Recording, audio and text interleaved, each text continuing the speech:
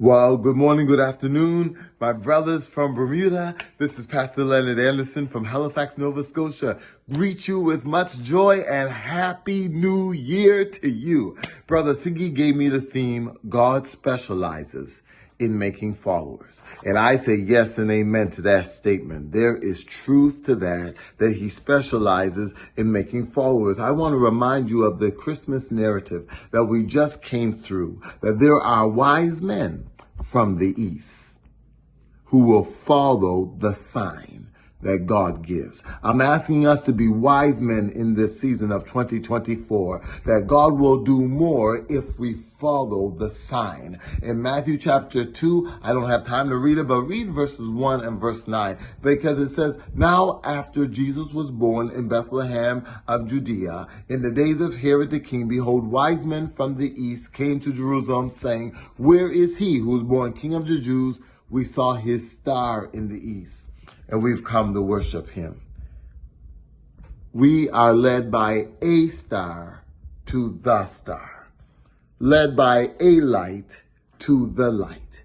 Even David, in his darkest hour, had to say, "Show me a sign for good." Psalm 86. That prayer reflects a desire for God's intervention, God's direction during the challenging seasons of our life. I hope you can resonate with me that we need a sign. We need to be followers of the way.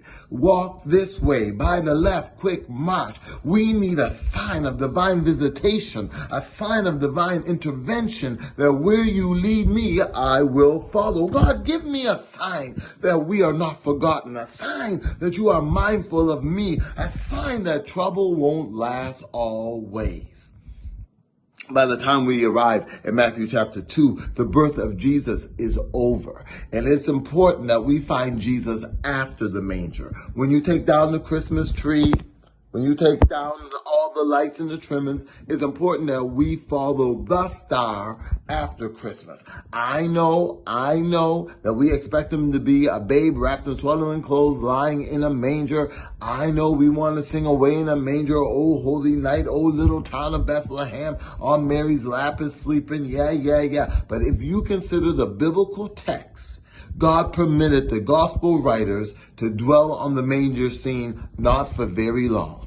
Among all four of the gospel writers, relatively little time has been spent on the manger or the stable. As important as it was, Matthew denotes one verse that speaks to Jesus' birth, and the rest of it is about wise men, the visit of the Magi, wise men from the east. It reassures me, brothers, that even in darkness, we receive guidance.